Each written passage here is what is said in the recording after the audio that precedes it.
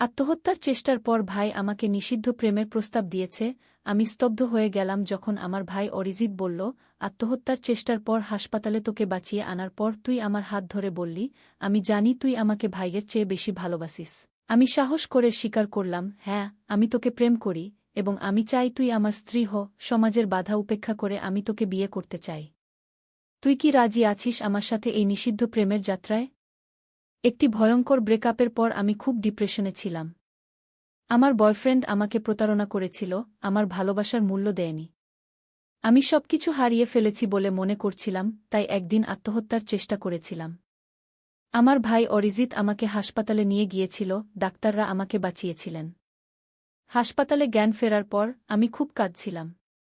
অরিজিৎ আমার পাশে বসেছিল, আমার হাত ধরে। আমি তাকে বলেছিলাম, আমি জানি তুই আমাকে খুব ভালোবাসিস, ভাইয়ের চেয়ে বেশি। আমি এটা বলেছিলাম কারণ আমি জানতাম সে আমার জন্য যে কোনো কিছু করতে পারে। আমি আসলে রোমান্টিক অর্থে বলিনি, কিন্তু অরিজিৎ তা সেভাবেই নিয়েছিল। সে আমার হাত আরও শক্ত করে ধরে যা বলল, তাতে আমি স্তব্ধ হয়ে গেলাম। অরিজিৎ, তুই কি পাগল হয়ে গেছিস? আমি বিশ্বাস করতে পারছিলাম না। আমি তো সেই অর্থে বলিনি। তুই আমার ভাই। আমি জানি অঞ্জনা। অরিজিৎ আমার দিকে তাকিয়ে রইল। কিন্তু আমি আর নিজের অনুভূতি লুকাতে পারছি না। আমি তোকে হারাতে পারব না। আমি তোকে আমার জীবনসঙ্গী করতে চাই। এই গল্পটি সম্পূর্ণ শুনলে আপনাদের পানি অটোমেটিক বের হয়ে যাবে, সো যত দ্রুত সম্ভব হাতের কাছে টিস্যু নিয়ে বসে পড়ো। বিছানার চাদর যেন নষ্ট না হয় সেটা সম্পূর্ণ খেয়াল রাখার অনুরোধ জানিয়ে গল্পটি এখন শুরু করব। তার আগে সর্বশেষ অনুরোধ, দয়া করে এমন পানি বের করার গল্প নিয়মিত শুনতে আমাদের চ্যানেলটি সকলেই সাবস্ক্রাইব করুন। ধন্যবাদ। হ্যালো বন্ধুরা, আমার নাম শ্রাবন্তী রায়। আমার বয়স ৪২ বছর। আমার স্বামীর নাম অনিন্দ রায়, বয়স ৪৫ বছর। আমাদের ২ সন্তান, অর্ণব আর দীপা। অর্ণব ১৯ বছর বয়সী, কলেজে পড়ে। দীপা ১২ বছর বয়সী, স্কুলে যায়। আমি আমার এই আখি নামের ছোট বোনকে নিয়ে আজ একটি অবিশ্বাস্য ঘটনার কথা বলতে চাই। আখির বয়স ২৫ বছর। সে আমাদের পরিবারের সবচেয়ে ছোট সদস্য, আমার থেকে ১৫ বছরের ছোট। আমরা ২ বোন আর আমাদের ভাই অরিজিৎ, যার বয়স এখন ৪০ বছর, একসাথে বড় হয়েছি। একদিন আখি আমাকে ফোন করে বলল, দিদি, আমি কিছু দিন তোমার বাড়িতে থাকতে চাই। আমার একটা সমস্যা হয়েছে। আমি অবাক হলাম। আখি সাধারণত অরিজিৎ দাদার বাড়িতে থাকত, তার পড়াশোনার সুবিধার জন্য। অরিজিতের বাড়ি থেকে তার কলেজ কাছে ছিল। কি হয়েছে আখি? আমি জিজ্ঞেস করলাম। দিদি, সেটা এখন ফোনে বলতে পারব না। আমি আজই তোমার ওখানে চলে আসতে চাই। আখির কণ্ঠ কাঁপছিল। আমি বুঝতে পারলাম যে কিছু একটা খুব গুরুতর ঘটেছে। ঠিক আছে, তুই চলে আয়। আমরা তোকে নিয়ে খুশি হব। আমি বললাম। সেদিন রাতে আখি আমাদের বাড়িতে এলো। তাকে দেখে আমি চমকে গেলাম। তার চোখ লাল, চেহারা শুকনো, যেন কয়েক রাত ঘুমায়নি। সে ঘরে ঢুকেই আমাকে জড়িয়ে ধরে কাঁদতে শুরু করল। আখি, কি হয়েছে? তুই ঠিক আছিস তো? আমি তার পিঠে হাত বুলিয়ে জিজ্ঞেস করলাম। আমার ছেলে অর্ণব আর স্বামী অনিন্দ তখন বাড়িতে ছিল না, শুধু আমার মেয়ে দীপা বাড়িতে ছিল। সে তার রুমে পড়াশোনা করছিল। আখি আমার হাত ধরে আমার বেডরুমে নিয়ে গেল। দরজা বন্ধ করে সে আমার দিকে তাকাল। তার চোখে ভয় আর অসহায়তা দেখতে পেলাম। দিদিগু, সে ফিসফিস করে বলল, আমি খুব বিপদে পড়েছি। কি বিপদ? তুই স্পষ্ট করে বল আখি। আমি উদ্বিগ্ন হয়ে বললাম। আখি একটা গভীর শ্বাস নিয়ে বলল, আমার জীবন বিপদে।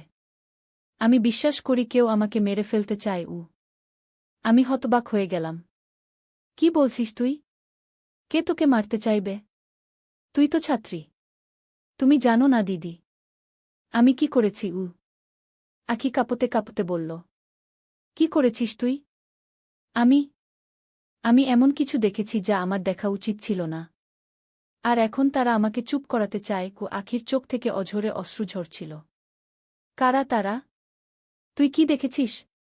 স্পষ্ট করে বল আখি। আমি ২ হাতে তার কাঁধ ধরে ঝাঁকুনি দিলাম। আখি আমার দিকে তাকিয়ে বলল, অরিজিৎ দাদা। আর তার বন্ধুরা? অরিজিৎ? আমাদের ভাই অরিজিৎ? আখি মাথা নাড়ল। হ্যাঁ দিদি, অরিজিৎ দাদা। সে সে একটা গোপন সংগঠনের সাথে জড়িত। আমি হেসে ফেললাম। কি বলছিস তুই আখি? অরিজিৎ? সে একজন সফল ব্যবসায়ী। তার নিজের কোম্পানি আছে। সে কোনো গোপন সংগঠনে থাকবে কেন? দিদি, তুমি বিশ্বাস করো বা নাই করো, আমি যা বলছি সবই সত্যি। গত সপ্তাহে রাতে আমি ঘুম থেকে উঠে জল খেতে গিয়েছিলাম। তখন অরিজিৎ দাদার অফিস রুম থেকে আলো আসছিল। আমি দেখলাম দরজা সামান্য ফাঁক। কৌতূহলবশত আমি উকি দিলাম ঘে। আঁখি থামল, যেন সে ঘটনাটা মনে করতেই ভয় পাচ্ছে। কি দেখলি সেখানে? আমি জিজ্ঞেস করলাম। অরিজিৎ দাদা আর আরও ৫ জন লোক একটা টেবিলের চারপাশে বসেছিল। তারা কিছু নকশা আর ম্যাপ দেখছিল। আমি শুনলাম তারা অপারেশন রক্তচন্দন নিয়ে আলোচনা করছিল। তারা একটা প্রাচীন মন্দির সম্পর্কে কথা বলছিল, যেখানে একটা গুপ্তধন আছে বলে তারা বিশ্বাস করে। কি? আমি অবিশ্বাসের সাথে আঁখির দিকে তাকালাম। অরিজিৎ? গুপ্তধন? এটা কি কোনো সিনেমার গল্প? না দিদি, আঁখি গম্ভীরভাবে বলল। তারা বলছিল যে এই গুপ্তধনে এমন কিছু আছে যা তাদের অসাধারণ ক্ষমতা দেবে। তারা একটা প্রাচীন লিপি নিয়েও আলোচনা করছিল। আমি আঁখির কথায় হাসতে শুরু করলাম। তুই বলতে চাইছিস যে আমাদের ভাই অরিজিৎ, যে একটা সফটওয়্যার কোম্পানি চালায়, সে আসলে কোনো গুপ্তধন খুঁজে বেড়াচ্ছে যা তাকে অলৌকিক ক্ষমতা দেবে? আঁখি মুখ গম্ভীর করে বলল, হ্যাঁ, আমিও প্রথমে এতটাই অবাক হয়েছিলাম যে আমার হাসি পেয়েছিল। কিন্তু তারপর কি? আমি জিজ্ঞেস করলাম। আমার হাসির শব্দ শুনে তারা চমকে উঠল। আমি দ্রুত সরে যাচ্ছিলাম, কিন্তু অরিজিৎ দাদা আমাকে দেখে ফেলল।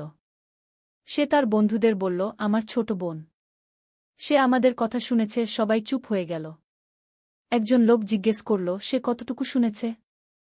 অরিজিৎ দাদা বলল, আমি নিশ্চিত নই, কিন্তু আমরা ঝুঁকি নিতে পারি না। আমি ভয়ে সিঁড়ি দিয়ে উপরে দৌড়ে গেলাম আর রুমের দরজা বন্ধ করে দিলাম। আমি গম্ভীর হয়ে গেলাম। তারপর কি হল? পরের দিন সকালে অরিজিৎ দাদা আমার রুমে এলো। সে আমাকে জিজ্ঞেস করল আমি কতটুকু শুনেছি। আমি বললাম আমি কিছুই শুনিনি, আমি শুধু জল খেতে নেমেছিলাম। কিন্তু দাদা আমার দিকে এমনভাবে তাকালো যেন সে জানে আমি মিথ্যা বলছি। সে বলল, আঁখি, আমি তোকে ভালোবাসি, কিন্তু তুই যা শুনেছিস তা তোর জানার কথা ছিল না। তোর নিজের ভালোর জন্যই তোকে এসব ভুলে যেতে হবে। অরিজিৎ কি তোকে হুমকি দিয়েছিল? আমি বিস্মিত হয়ে জিজ্ঞেস করলাম। আঁখি মাথা নাড়ল। সরাসরি না। কিন্তু সেদিন বিকেলে আমি যখন কলেজ থেকে ফিরছিলাম, একটা কালো গাড়ি আমার পিছু নিয়েছিল। আমি বাসে উঠে পালিয়ে গেলাম। তারপর থেকেই আমি একটা অনুভূতি পাচ্ছি যে কেউ আমাকে দেখছে। আমার ফোনেও অদ্ভুত কল আসছে, যেখানে কেউ কথা বলে না, শুধু নিঃশ্বাসের শব্দ শোনা যায়। আমি একটু চিন্তিত হয়ে গেলাম। আঁখি সাধারণত এত ভীতু নয়, সে সাহসী মেয়ে। তাকে এভাবে ভয় পেতে দেখে আমি বুঝলাম কিছু একটা অবশ্যই ঘটেছে। ঠিক আছে আঁখি, তুই এখানে থাক। আমরা এই বিষয়ে একটা সমাধান বের করব। আমি তাকে আশ্বস্ত করার চেষ্টা করলাম। যখন অর্ণব এবং অনিন্দ বাড়ি ফিরল, আমি তাদেরকে সংক্ষেপে পরিস্থিতি বললাম, কিন্তু অরিজিতের সংগঠন বা গুপ্তধনের কথা উল্লেখ করলাম না। আমি শুধু বললাম যে আঁখি কিছু সমস্যায় আছে এবং কিছুদিন আমাদের সাথে থাকবে। সেই রাতে আমি ঘুমাতে পারছিলাম না। আঁখির কথাগুলো আমার মাথায় ঘুরপাক খাচ্ছিল। আমি অরিজিৎকে আমার সারা জীবন ধরে চিনি। সে কখনই এমন কোনো কাজে জড়িত হবে না যেটা অন্যদের জন্য বিপজ্জনক। কিন্তু আঁখির ভয় কি তাহলে মিথ্যা? আমি সিদ্ধান্ত নিলাম যে আমাকে নিজেই অরিজিতের সাথে কথা বলতে হবে। পরদিন সকালে অর্ণব কলেজে চলে গেল, আর অনিন্দ অফিসে। আমি আঁখিকে দীপার দেখাশোনা করতে বলে অরিজিতের বাড়িতে গেলাম। অরিজিতও তার বাড়িতেই অফিস করে, তাই আমি জানতাম সে সেখানেই থাকবে। যখন আমি তার বাড়ি পৌঁছালাম, তার বাড়ির কাজের লোক আমাকে ভেতরে নিয়ে গেল। দিদি, তুমি এখানে? অরিজিত আমাকে দেখে অবাক হল। হ্যাঁ অরিজিৎ, আমাকে তোর সাথে কথা বলতে হবে। আমি গম্ভীর স্বরে বললাম। অরিজিৎ আমাকে তার অফিস রুমে নিয়ে গেল, সেই একই রুম যেখানে আঁখি তাকে গোপন মিটিং করতে দেখেছিল। রুমটা দেখতে একদম স্বাভাবিক ছিল, একটা বড় ডেস্ক, কম্পিউটার, বইয়ের আলমারি। কোনো গোপন নকশা বা ম্যাপ ছিল না। কি ব্যাপার দিদি? অরিজিৎ জিজ্ঞেস করল। আঁখি আমার বাড়িতে এসেছে। সে খুব ভয় পেয়েছে। আমি সরাসরি বললাম। অরিজিতের মুখের ভাব পাল্টে গেল। আঁখি? সে কেন ভয় পেয়েছে? সে বলছে যে তুই কোনো গোপন সংগঠনের সাথে জড়িত আছিস, আর তোরা কোনো গুপ্তধন খুঁজছিস। আমি সরাসরি বললাম, তার প্রতিক্রিয়া দেখার জন্য। অরিজিৎ হঠাৎ হেসে উঠল, এত জোরে যে তার চোখে পানি এসে গেল। কি? আমি গোপন সংগঠনে? গুপ্তধন? এটা কোনো সিনেমার প্লট নাকি? আমি তার প্রতিক্রিয়া দেখে একটু আশ্বস্ত হলাম। সে বলছে যে সে তোকে কয়েকজন লোকের সাথে গোপন মিটিং করতে দেখেছে। তোরা নাকি অপারেশন রক্তচন্দন নিয়ে আলোচনা করছিলি। অরিজিতের হাসি থেমে গেল। অপারেশন রক্তচন্দন? হ্যাঁ। তুই কি এরকম কিছু নিয়ে আলোচনা করেছিলি? অরিজিৎ কয়েক সেকেন্ড চুপ থেকে বলল, হ্যাঁ, আমি গত সপ্তাহে কয়েকজন বন্ধুর সাথে একটা মিটিং করেছিলাম। কিন্তু এটা কোনো গোপন সংগঠন নয় দিদিগ। তাহলে? আমি জিজ্ঞেস করলাম। অরিজিৎ একটা দীর্ঘশ্বাস ফেলল। আসলে এটা একটা সারপ্রাইজ ছিল। আমরা বাবার জন্মদিনের জন্য একটা বিশেষ উপহার তৈরি করছি গি। আমি অবাক হলাম। বাবার জন্মদিন? সেটা তো 4 মাস পরে। হ্যাঁ, কিন্তু আমরা যা করতে চাই তার জন্য অনেক সময় লাগবে। দেখো দিদি, আমরা চন্দনপুরের প্রাচীন মন্দিরে একটা বিশেষ পূজা করাতে চাই বাবার জন্য। তুমি জানো বাবা কতটা ধার্মিক, আর সেই মন্দির বাবার খুব প্রিয়। আমরা সেটাকে কোড নেম দিয়েছি অপারেশন রক্তচন্দন, কারণ সেই মন্দিরে রক্তচন্দন বৃক্ষ আছে, যা খুব দুর্লভ। আমি অরিজিতের দিকে সন্দেহের দৃষ্টিতে তাকালাম। তুই সত্যি বলছিস? অবশ্যই দিদি। আমি তোমাকে নকশাগুলো দেখাতে পারি। অরিজিৎ তার ডেস্কের ড্রয়ার খুলে কিছু কাগজ বের করল। সেগুলোতে সত্যিই একটা মন্দিরের নকশা আর পূজার বিবরণ ছিল। তাহলে আঁখি কেন এত ভয় পেয়েছে? আমি জিজ্ঞেস করলাম। অরিজিৎ একটু অস্বস্তি নিয়ে বলল, হয়তো সে আমাদের কথাবার্তার কিছু অংশ শুনেছে আর ভুল বুঝেছে। আমি স্বীকার করি যে আমি একটু রেগে গিয়েছিলাম যখন জানলাম সে আড়ি পেতেছিল। আমি চেয়েছিলাম সারপ্রাইজটা গোপন রাখতে। আর তারপর সেই কালো গাড়ি? আঁখি বলছে যে একটা কালো গাড়ি তাকে ফলো করেছিল। আমি জিজ্ঞেস করলাম। অরিজিৎ বিস্মিত দেখাল। কালো গাড়ি? আমি কোনো কালো গাড়ি পাঠাইনি তাকে ফলো করতে। সে হয়তো ভুল বুঝেছে। আমি অরিজিতের কথা বিশ্বাস করতে চাইছিলাম। কিন্তু আঁখির ভয় পাওয়া মুখ আমার মনে পড়ল। আমি বললাম, ঠিক আছে, আমি আঁখিকে তোর কথা বলবো। হয়তো এটা সবই একটা ভুল বোঝাবুঝি। যখন আমি বাড়ি ফিরলাম, আঁখিকে দেখলাম সে উদ্বিগ্ন হয়ে আমার জন্য অপেক্ষা করছিল। আমি তাকে অরিজিতের ব্যাখ্যা দিলাম। আমি বিশ্বাস করি না, আঁখি বিরক্ত হয়ে বলল। দিদি, সে মিথ্যা বলছে। তারা কোনো পূজার কথা আলোচনা করছিল না। তারা ক্ষমতা এবং নিয়ন্ত্রণ নিয়ে কথা বলছিল। আমি নিজের কানে শুনেছি। আঁখি, আমি শান্তভাবে বললাম, তুই হয়তো কথার কিছু অংশ শুনেছিস। অরিজিৎ আমাকে নকশাগুলো দেখালো। সেগুলো সত্যিই একটা মন্দিরের নকশা ছিল। সে তোমাকে যা দেখিয়েছে তা আসল নকশা নয়, আঁখি জোর দিয়ে বলল। দিদি, আমি জানি তুমি আমাকে বিশ্বাস করছো না, কিন্তু আমি মিথ্যা বলছি না। আমার জীবন বিপদে। আমি আর কি বলবো বুঝতে পারছিলাম না। একদিকে আমার ছোট বোন, যাকে আমি সারা জীবন চিনি, অন্যদিকে আমার ছোট ভাই, যার সাথেও আমার ভালো সম্পর্ক। তাদের মধ্যে কাকে বিশ্বাস করব? সেই রাতে আমি আর অনিন্দ বিছানায় শুয়ে কথা বলছিলাম। আমি তাকে সব খুলে বললাম, আঁখির ভয়, অরিজিতের ব্যাখ্যা, আমার দ্বিধা। তুমি কি মনে করো? আমি জিজ্ঞেস করলাম। অনিন্দ একটু ভাবল। অরিজিতের ব্যাখ্যা যুক্তিসঙ্গত মনে হচ্ছে। কিন্তু আঁখির ভয়টাও আমার কাছে বাস্তব মনে হচ্ছে। আমার মনে হয় আমাদের আরও তদন্ত করা উচিত। কিভাবে? আমি জিজ্ঞেস করলাম। আমি চন্দনপুরের মন্দির সম্পর্কে একটু খোঁজ নিতে পারি। যদি সেখানে সত্যিই কোনো বিশেষ পূজার আয়োজন হচ্ছে, তাহলে অরিজিতের কথা সত্যি হতে পারে। অনিন্দ বলল। সেটা ভালো ধারণা। আমি সম্মত হলাম। পরের কয়েকদিন বেশ অস্বস্তিকর ছিল। আঁখি বাড়িতেই থাকল, বাইরে যেতে ভয় পাচ্ছিল। অনিন্দ চন্দনপুরের মন্দির সম্পর্কে খোঁজ নিচ্ছিল।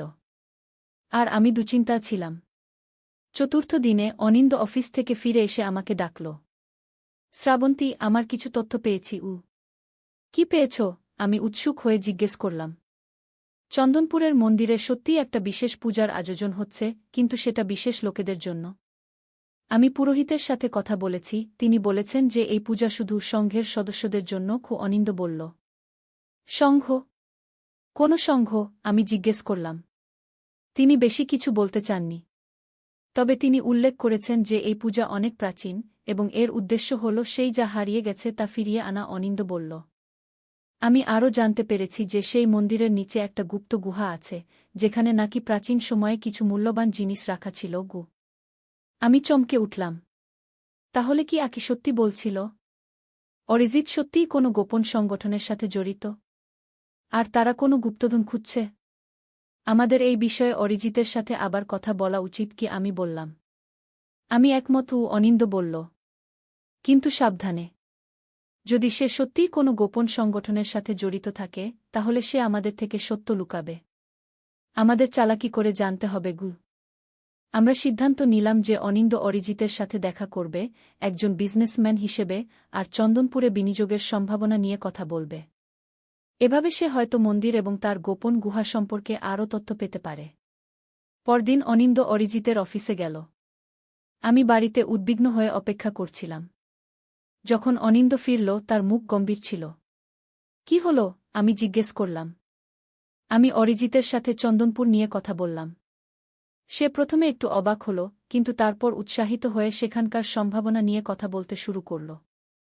আমি স্বাভাবিকভাবেই মন্দির নিয়ে কথা তুললাম, যে এটা একটা ঐতিহাসিক স্থান। অনিন্দ বলল। সে কি বলল? প্রথমে সে খুব সাধারণ কথা বলছিল। কিন্তু যখন আমি গুহার কথা উল্লেখ করলাম, তার আচরণ বদলে গেল। সে জিজ্ঞেস করল, আমি গুহার কথা কিভাবে জানলাম? আমি বললাম যে আমি পুরোহিতের সাথে কথা বলেছি। অনিন্দ বলল। তারপর? সে একটু নার্ভাস হয়ে গেল। বলল, ওহ হ্যাঁ, সেই পুরাতন গল্প। লোকে বলে যে গুহাতে কিছু মূল্যবান জিনিস আছে, কিন্তু এগুলো শুধু গল্প। কিন্তু সে কথা বলার সময় তার চোখ এড়িয়ে গেল, যেন সে কিছু লুকাচ্ছে। অনিন্দ বলল। তুমি কি মনে করো অরিজিৎ সত্যিই কোনো গুপ্তধন খুঁজছে? আমি উদ্বিগ্ন হয়ে জিজ্ঞেস করলাম। আমি নিশ্চিত নই। কিন্তু একটা জিনিস আমি লক্ষ্য করলাম। তার ডেস্কে একটা বই ছিল, অন্তর্ভেদী শক্তি, প্রাচীন ভারতীয় রহস্যবিদ্যা। এটা একটা বিরল বই, যা প্রাচীন ভারতীয় টেকনোলজি এবং শক্তি নিয়ে লেখা। অনিন্দ বলল। আমরা আখিকে এই তথ্য দিলাম। সে আরও উদ্বিগ্ন হয়ে উঠল। দেখেছ দিদি? আমি তোমাকে বলেছিলাম। তারা কোন ধরনের শক্তি খুঁজছে? এটা খুব বিপজ্জনক হতে পারে। আমি এখন সত্যিই চিন্তিত হয়ে পড়লাম। আমার নিজের ভাই কি সত্যিই এমন কিছু করছে যা বিপজ্জনক হতে পারে? আমাদের আরও তথ্য দরকার ছিল। আমরা সিদ্ধান্ত নিলাম যে আমাদের চন্দনপুর যেতে হবে, নিজেদের চোখে দেখতে হবে কি ঘটছে। অনিন্দ, আমি আর আখি একসাথে যাওয়ার পরিকল্পনা করলাম, অর্ণবকে দীপার দেখাশোনা করতে বাড়িতে রেখে। দুদিন পর আমরা চন্দনপুরের উদ্দেশ্যে রওনা দিলাম। এটা শহর থেকে প্রায় 4 ঘণ্টার দূরত্বে অবস্থিত একটি ছোট গ্রাম। আমরা একটি হোটেলে উঠলাম আর পরিকল্পনা করলাম যে কিভাবে মন্দির এবং সেখানে হওয়া গতিবিধি দেখা যায়। হোটেলে ঢোকার সময় আমি লক্ষ্য করলাম একটি কালো গাড়ি আমাদের পিছু পিছু এসেছিল, যেটা হোটেলের বাইরে দাঁড়িয়ে রইল। আমি আখিকে এটা দেখালাম। সে ভয়ে কাঁপতে শুরু করল। ওই সেই গাড়ি, যেটা আমাকে ফলো করছিল, সে বলল। আমরা জানালা দিয়ে গাড়িটা লক্ষ্য করলাম। কিছুক্ষণ পর 2 জন লোক নামল। তাদের চেহারা দেখে আমরা চমকে উঠলাম।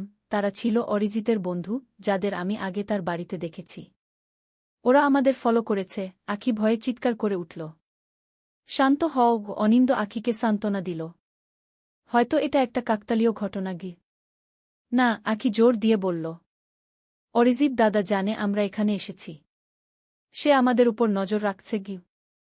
আমরা সিদ্ধান্ত নিলাম যে এই পরিস্থিতিতে সাবধানে থাকা উচিত। আমরা হোটেল থেকে বের না হয়ে মন্দির সম্পর্কে স্থানীয় লোকেদের কাছ থেকে তথ্য সংগ্রহ করার চেষ্টা করলাম। হোটেলের ম্যানেজার আমাদের বললেন, চন্দনপুরের মন্দির খুব প্রাচীন, প্রায় 1000 বছরের পুরনো।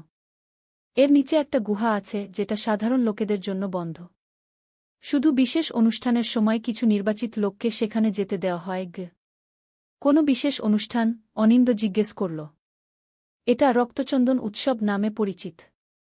এটা প্রতি বছর হয় না, শুধু বিশেষ অবস্থানে গ্রহণক্ষত্র থাকলে। ম্যানেজার বললেন। কেন এটা করা হয়? আমি জিজ্ঞেস করলাম। প্রাচীন বিশ্বাস অনুযায়ী এই অনুষ্ঠানের মাধ্যমে কেউ অসাধারণ ক্ষমতা পেতে পারে। কিন্তু এগুলো শুধু কিংবদন্তি। ম্যানেজার হেসে বললেন। তবে আজকাল অনেক বড় বড় ব্যবসায়ীরা এই অনুষ্ঠানে অংশ নিচ্ছেন। কিছুদিন আগে একজন বিখ্যাত সফটওয়্যার উদ্যোক্তা এখানে এসেছিলেন, যিনি কিছু বিশেষ ব্যবস্থা করেছেন। আমরা একে অন্যের দিকে তাকালাম। আমরা জানতাম তিনি অরিজিতের কথাই বলছেন।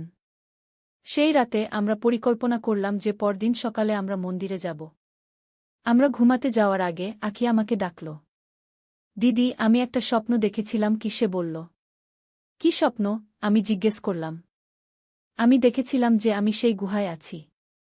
সেখানে একটা আলোকিত ক্রিস্টাল ছিল। অরিজিৎ দাদা সেটা হাতে নিচ্ছিল, আর হঠাৎ চারদিকে অগ্নিশিখা ছড়িয়ে পড়ছিল। অরিজিৎ দাদা চিৎকার করছিল। সে বলছিল, আমি এটা নিয়ন্ত্রণ করতে পারছি না। আমি ভয় পেয়ে জেগে উঠলাম। আঁখি বলল, সেটা তো শুধু একটা স্বপ্ন আঁখি। আমি তাকে সান্ত্বনা দিলাম, যদিও আমি নিজেও অস্বস্তি বোধ করছিলাম।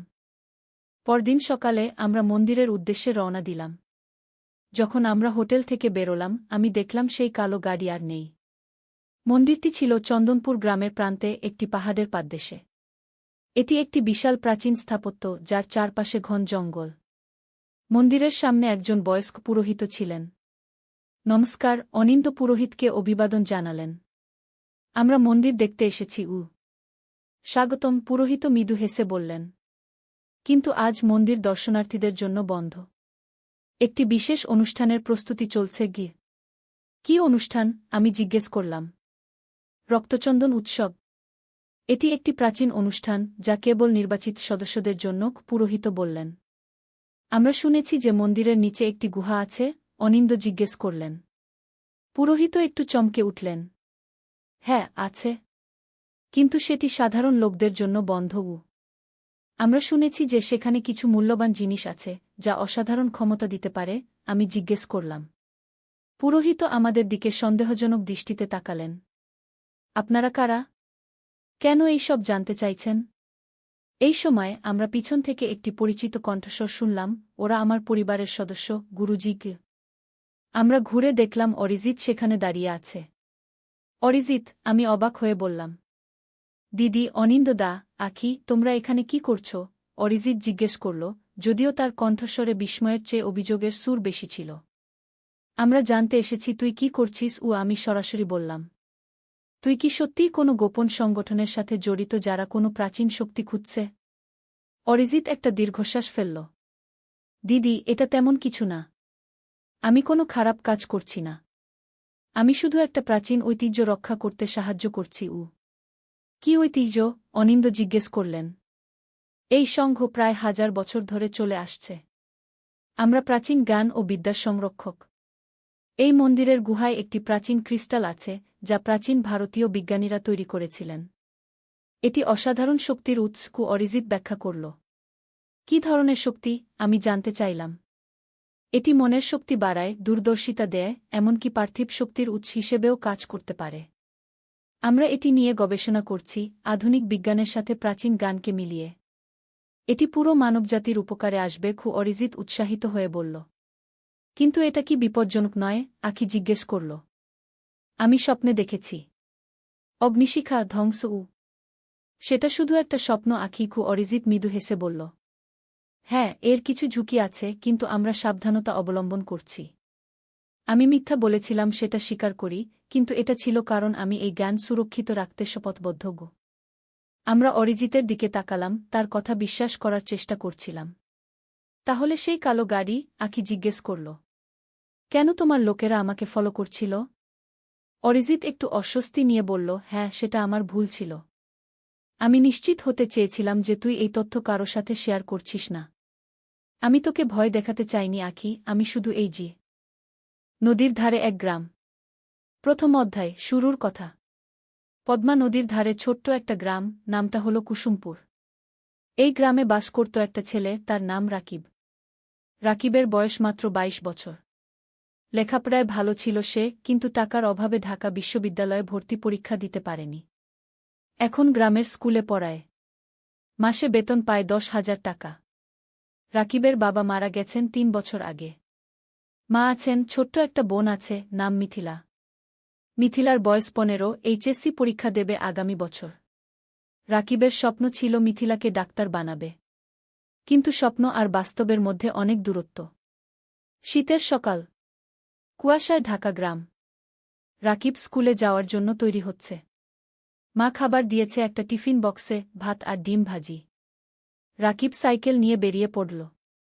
স্কুল 5 কিলোমিটার দূরে। পথে যেতে যেতে রাকিব ভাবছিল তার জীবনের কথা।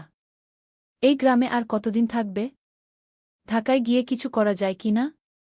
কিন্তু মা আর মিথিলাকে রেখে কিভাবে যাবে? মনটা খারাপ হয়ে গেল। স্কুলে পৌঁছে দেখল হেড স্যার দাঁড়িয়ে আছেন। হেড স্যার মানিক স্যার, বয়স 50-এর কাছাকাছি। ভালো মানুষ। রাকিবকে অনেক স্নেহ করেন। রাকিব, একটু আমার রুমে এসো, মানিক স্যার বললেন। রাকিব রুমে ঢুকল। মানিক স্যার বললেন, তুমি তো জানো আমাদের স্কুলের অবস্থা ভালো না। সরকারি অনুদান কমে গেছে। আমরা হয়তো তোমার বেতন আর বাড়াতে পারব না। রাকিবের মনটা ভেঙে গেল। কিন্তু সে কিছু বলল না। শুধু মাথা নেড়ে বলল, বুঝতে পারছি স্যার। তবে একটা খবর আছে, মানিক স্যার বললেন। শুনেছি জেলা শহরে একটা এনজিও শিক্ষক খুঁজছে। বেতন ভালো, 15,000 টাকা।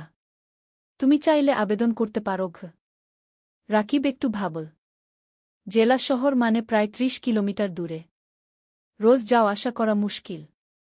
থাকতে হবে সেখানে। স্যার, আমি ভেবে দেখি। রাকিব বলল। ক্লাস শুরু হল। রাকিব বাচ্চাদের বাংলা পড়াচ্ছে। ছোট্ট ছোট্ট মুখ, সবাই মন দিয়ে শুনছে। রাকিব ভাবল, এই বাচ্চাদের ছেড়ে কিভাবে যাবে? স্কুল ছুটির পর রাকিব বাড়ি ফিরল। মা রান্না করছে। মিথিলা পড়াশোনা করছে। রাকিব মাকে বলল এনজিওর কথা। মা চুপ করে রইল কিছুক্ষণ। তারপর বলল, ভাই, তুমি যা ভালো মনে করো তাই করো। আমরা সামলে নেব। কিন্তু রাকিব দেখল মায়ের চোখে পানি। দ্বিতীয় অধ্যায়, নতুন সিদ্ধান্ত। সেই রাতে রাকিব ঘুমাতে পারল না। বারবার একই চিন্তা মাথায় আসছে। কি করবে? এখানে থাকবে নাকি নতুন জায়গায় যাবে? পরদিন শুক্রবার। ছুটির দিন। রাকিব সকালে উঠে নদীর ধারে গেল। পদ্মা নদী। শীতকালে পানি কমে যায়, বালুর চর জেগে ওঠে।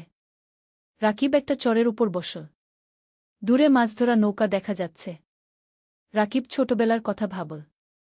বাবা জীবিত ছিলেন তখন। বাবাও মাছ ধরতেন।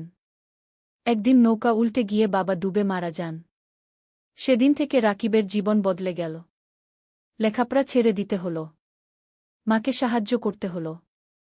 হঠাৎ কেউ পেছন থেকে ডাকল, রাকিব ভাই। রাকিব ফিরে তাকাল।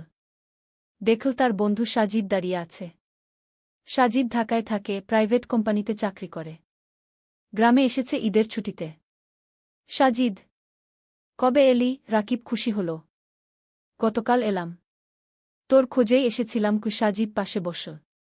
দুই বন্ধু অনেকক্ষণ গল্প করল। সাজিদ বলল তার চাকরির কথা, ঢাকার জীবনযাপনের কথা। রাকিব শুনল চুপচাপ। তারপর সাজিদ জিজ্ঞেস করল, তুই এই গ্রামে আর কতদিন পড়ে থাকবি? ঢাকায় চলে আয় না। আমি তোকে চাকরি খুঁজে দেবগু। রাকিব মাথা নাড়ল। মা আর মিথিলাকে রেখে কিভাবে যাব?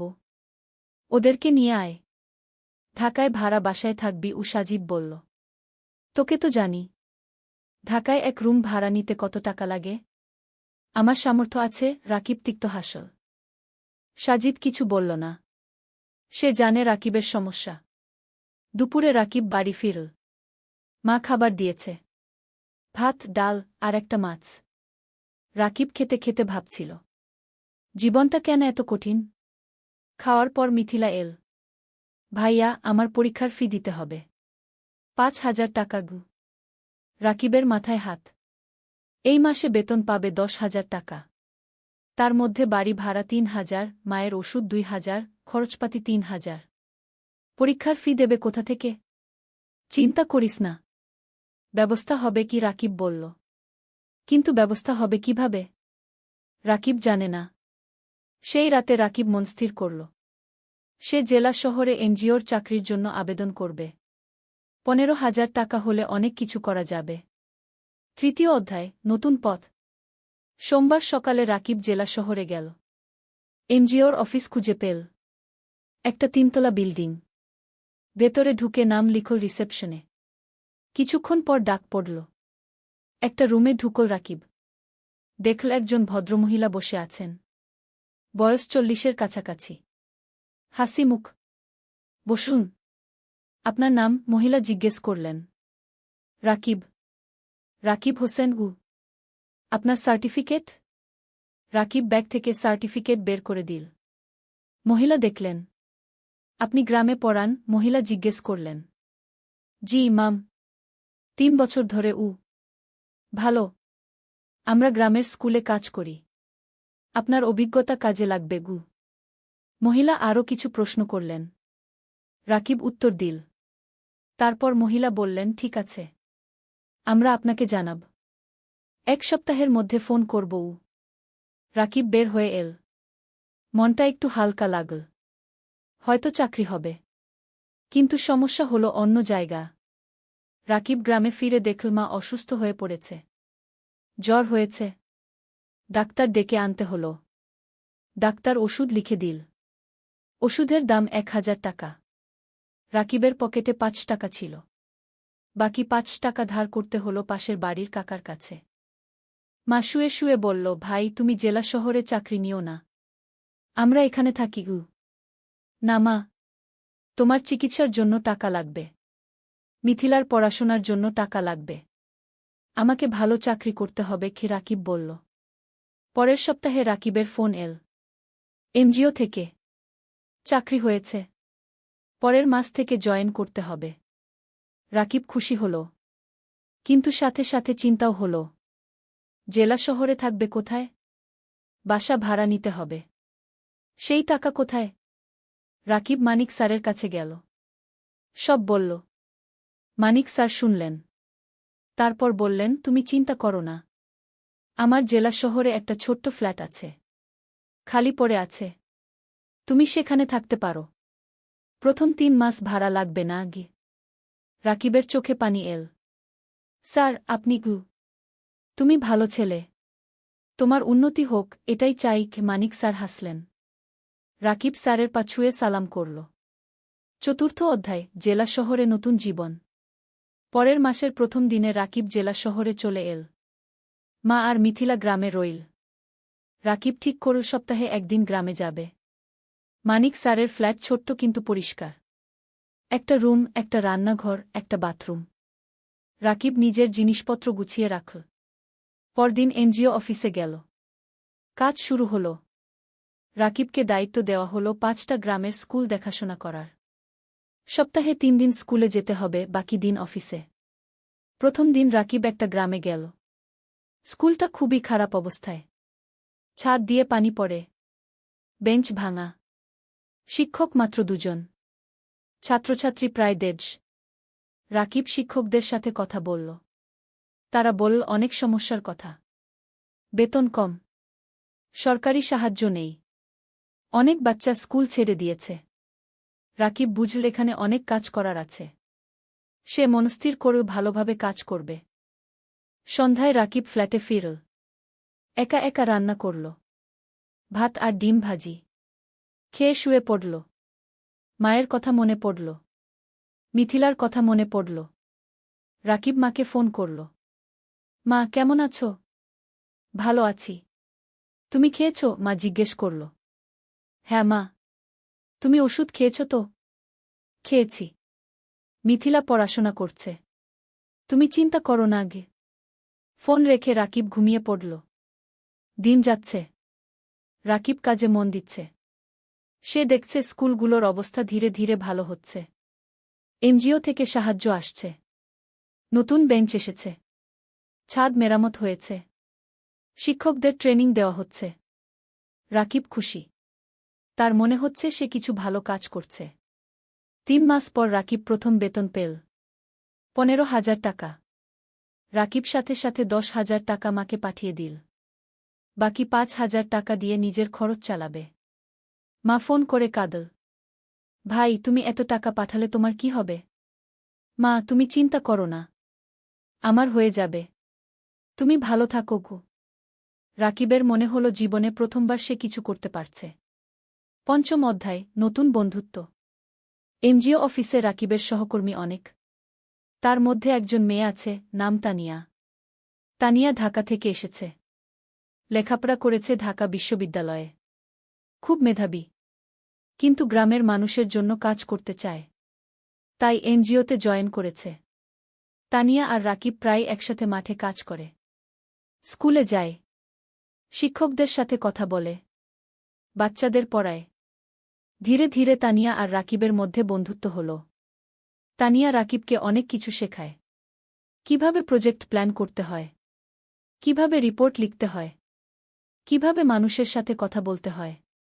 রাকিব তানিয়াকে শেখায় গ্রামের জীবন সম্পর্কে, গ্রামের মানুষের সমস্যা সম্পর্কে, কিভাবে তাদের সাহায্য করা যায়। একদিন তানিয়া রাকিবকে জিজ্ঞেস করল, তুমি কি বিয়ে করেছ? রাকিব হেসে বলল, না, বিয়ের কথা ভাবার সময় নেই, এখন পরিবারের দায়িত্ব আছে। তোমার পরিবার কেমন? তানিয়া জিজ্ঞেস করল। রাকিব তার মা আর মিথিলার কথা বলল, বাবার মৃত্যুর কথা বলল, কিভাবে সে সংসার চালাচ্ছে সেই কথা বলল। তানিয়া শুনল চুপচাপ, তারপর বলল, তুমি খুব সাহসী। রাকিব কিছু বলল না, শুধু হাসল। সময় যাচ্ছে, রাকিবের কাজ ভালো হচ্ছে, এনজিও থেকে তাকে প্রশংসা করা হচ্ছে, বেতনও বাড়ল, এখন 17,000 টাকা পায়। রাকিব সপ্তাহে একদিন গ্রামে যায়, মাকে দেখে আসে, মিথিলার পড়াশোনা দেখে দেয়। মিথিলা এখন কলেজে পড়ছে, সে ডাক্তার হতে চায়। একদিন মা রাকিবকে বলল, ভাই, তোর বিয়ের কথা ভাবা উচিত। কে? রাকিব হাসল, মা, এখনো সময় আছে, আগে মিথিলাকে প্রতিষ্ঠিত করি কি। কিন্তু তোর বয়স হয়ে যাচ্ছে, আমি চিন্তায় থাকি কি। মা বলল, তুমি চিন্তা করো না মা, সব ঠিক হবে। 6ষ্ঠ অধ্যায়, প্রেম আর স্বপ্ন। 1 বছর পার হয়ে গেল। রাকিব এখন এনজিওতে প্রজেক্ট কোঅর্ডিনেটর, বেতন 20,000 টাকা। সে এখন একটা ভাড়া বাসায় থাকে, মাসে ভাড়া 5,000 টাকা। তবু মাকে প্রতি মাসে 12,000 টাকা পাঠায়। মিথিলা খুব ভালো ফলাফল করেছে, সে মেডিকেল কলেজে ভর্তি হতে চায়, কিন্তু ভর্তি পরীক্ষার জন্য কোচিং করতে হবে, কোচিং ফি অনেক। রাকিব চিন্তায় পড়ল, কোথা থেকে টাকা আসবে। তানিয়া বুঝতে পারল রাকিবের সমস্যা। একদিন সে বলল, রাকিব, তুমি কিছু চিন্তিত মনে হচ্ছে। রাকিব মিথিলার কথা বলল। তানিয়া বলল, আমি আমার এক বন্ধুকে জানি, সে ঢাকায় মেডিকেল কোচিং সেন্টার চালা, আমি তাকে বলবো, হয়তো কম ফিতে তোমার বোনকে ভর্তি করে নেবে। রাকিব অবাক হল, তুমি এত সাহায্য করছো কেন? তানিয়া চুপ করে রইল কিছুক্ষণ, তারপর বলল, কারণ তুমি ভালো মানুষ। রাকিব কিছু বলল না, কিন্তু মনের ভেতর একটা অনুভূতি হল। পরের সপ্তাহে তানিয়া তার বন্ধুর সাথে রাকিবের কথা হল। বন্ধু রাজি হল মিথিলাকে অর্ধেক ফিতে ভর্তি করতে। রাকিব খুশিতে আত্মহারা, সে তানিয়াকে ধন্যবাদ দিল বারবার। তানিয়া হেসে বলল, ধন্যবাদ না, একটা ট্রিট দাও। রাকিব তানিয়াকে নিয়ে গেল একটা রেস্টুরেন্টে। দুজন একসাথে খাবার খেল, অনেক গল্প করল, হাসল। খাওয়ার পর বাইরে বের হয়ে তানিয়া বলল, রাকিব, আমি তোমাকে একটা কথা বলতে চাই। বলো। তানিয়া একটু থেমে বলল, আমি তোমাকে ভালোবাসি। রাকিব স্তব্ধ হয়ে গেল, কি বলবে বুঝতে পারল না। তানিয়া বলল, আমি জানি এটা হঠাৎ শোনাচ্ছে, কিন্তু 1 বছর ধরে তোমার সাথে কাজ করছি। তোমার চরিত্র, তোমার পরিবারের প্রতি দায়িত্ববোধ, তোমার সততা, সব কিছু দেখেছি। তুমি আমার মনে জায়গা করে নিয়েছ। রাকিব কিছুক্ষণ চুপ করে রইল, তারপর বলল, তানিয়া, আমি জানি না কি বলবো। তুমি ঢাকার মেয়ে, উচ্চশিক্ষিত, আমি একজন সাধারণ গ্রামের ছেলে, আমার পরিবার গরিব, আমার অনেক দায়িত্ব আছে। তানিয়া রাকিবের হাত ধরল, এগুলো আমার কাছে কোনো সমস্যা নয়, আমি তোমাকে চাই, তোমার টাকা বা স্ট্যাটাস নয়। রাকিবের চোখে পানি এল। তানিয়া, আমি তোমাকে কিছু দিতে পারব না। তুমি আমাকে ভালোবাসা দিতে পারবে, সততা দিতে পারবে, এটাই যথেষ্ট। রাকিব তানিয়ার দিকে তাকাল, তারপর বলল, আমিও তোমাকে ভালোবাসি, কিন্তু ভয় পাচ্ছি। কিসের ভয়? তানিয়া জিজ্ঞেস করল। ভয় পাচ্ছি তোমার পরিবার রাজি হবে না, ভয় পাচ্ছি আমি তোমাকে সুখী করতে পারব না। তানিয়া হাসল, আমার পরিবার আমাকে বিশ্বাস করে, আমি যদি খুশি থাকি তারা খুশি থাকবে, আর তুমি আমাকে সুখী করতে পারবে কিনা সেটা সময় বলবে, আমরা একসাথে চেষ্টা করব। সেই রাতে রাকিব ঘুমাতে পারল না, সারারাত তানিয়ার কথা ভাবল। জীবনে প্রথমবার কেউ তাকে এভাবে ভালোবাসল। 7ম অধ্যায়, বাধা আর চ্যালেঞ্জ। পরের সপ্তাহে রাকিব গ্রামে গেল, মাকে সব কথা বলল, তানিয়ার কথা, প্রেমের কথা। মা শুনল চুপচাপ। তারপর বলল, মেয়ে কেমন? খুব ভালো মা। তুমি তাকে দেখলে পছন্দ করবে কি? তার পরিবার রাজি হবে? আমরা তো গরিব খিমা চিন্তিত হল। তানিয়া বলেছে তার পরিবার তাকে বিশ্বাস করে। সমস্যা হবে না গি। মিথিলা খুশি হল। ভাইজা তুমি বিয়ে করছ? আমি ভাবির সাথে দেখা করব। রাকিব হাসল। হ্যাঁ রে, তোকে নিয়ে যাব ঢাকায়। কিন্তু সমস্যা এল অন্য দিক থেকে। তানিয়া তার বাবা মাকে রাকিবের কথা বলল। প্রথমে তারা খুশি হল। কিন্তু যখন জানো রাকিব একজন এনজিও কর্মী, বেতন মাত্র 20,000 টাকা, তখন তারা আপত্তি করল। তানিয়ার বাবা বললেন, তানিয়া, তুমি ঢাকা বিশ্ববিদ্যালয় থেকে পাস করেছ। তুমি একজন ভালো চাকরিজীবী ছেলে পাবে। এই ছেলে তোমাকে কি দেবে? তানিয়া বলল, বাবা, আমি টাকার জন্য বিয়ে করছি না। আমি রাকিবকে ভালোবাসি। ভালোবাসা দিয়ে সংসার চলে না কি? তানিয়ার মা বললেন। বাবা মা, রাকিব খুব সৎ এবং পরিশ্রমী। সে তার পরিবারের জন্য অনেক কষ্ট করছে। এরকম মানুষ এখন কমই আছে কি? তানিয়া বোঝানোর চেষ্টা করল। আমরা সময় চাই। আমরা ছেলেটাকে দেখতে চাই কি? তানিয়ার বাবা বললেন। তানিয়া রাকিবকে ফোন করে সব বলল। রাকিব শুনল। তারপর বলল, আমি জানতাম এটা হবে গু। তুমি হাল ছেড়ে দিও না। আমি তাদের বোঝাব। তানিয়া বলল। পরের মাসে রাকিব ঢাকায় গেল। তানিয়ার বাবা মার সাথে দেখা করল। তারা রাকিবকে অনেক প্রশ্ন করল। রাকিব সব সততার সাথে উত্তর দিল। তানিয়ার বাবা বললেন, তুমি তোমার ভবিষ্যৎ নিয়ে কি ভাবছ? তুমি সারা জীবন এনজিওতে থাকবে? রাকিব বলল, আঙ্কেল, আমি স্বপ্ন দেখি একদিন নিজের একটা স্কুল করব। গ্রামের গরিব ছেলে মেয়েদের বিনামূল্যে পড়াব। এটা আমার লক্ষ্য। তানিয়ার বাবা অবাক হলেন। তুমি কি জানো একটা স্কুল খুলতে কত টাকা লাগে? জানি আঙ্কেল। কিন্তু আমি বিশ্বাস করি যদি সততার সাথে চেষ্টা করি, একদিন সফল হবগু। তানিয়ার বাবা কিছু বললেন না। কিন্তু রাকিবের চোখে যে আগুন দেখলেন সেটা তাকে ভাবিয়ে তুলল। সেই রাতে তানিয়ার বাবা মা আলোচনা করলেন। তারপর তারা রাজি হলেন। কিন্তু একটা শর্ত দিলেন, রাকিবকে আরও ভালো চাকরি খুঁজতে হবে। রাকিব শর্ত মেনে নিল। অষ্টম অধ্যায়, নতুন সুযোগ। বিয়ের প্রস্তুতি শুরু হল। কিন্তু রাকিব চিন্তায় ছিল। বিয়েতে অনেক খরচ হবে। সেই টাকা কোথায়? তানিয়া বলল, আমরা সিম্পল বিয়ে করব। বেশি খরচ করব না আগে। কিন্তু তানিয়ার পরিবার বড় বিয়ে চায়। অনেক আত্মীয় স্বজন আছে। রাকিব টেনশনে ছিল। তখন মানিক স্যার তাকে ডাকলেন। স্যার বললেন, রাকিব, আমি শুনেছি তোমার বিয়ে হবে। আমি তোমাকে একটা উপহার দিতে চাই। স্যার একটা খাম দিলেন। খামে ছিল 50,000 টাকা। রাকিবের চোখ বড় হয়ে গেল। স্যার, এটা আমি নিতে পারব না গি। এটা উপহার। তুমি আমার ছাত্রের মতো। তুমি অবশ্যই নেবে। স্যার জোর করলেন। রাকিব স্যারকে জড়িয়ে ধরল। স্যার, আপনি আমার জন্য অনেক কিছু করেছেন গি। তুমি ভালো থাকো। এটাই চাই। এদিকে রাকিবের ভাগ্য ঘুরতে শুরু করল। একদিন এনজিওর ডিরেক্টর রাকিবকে ডাকলেন।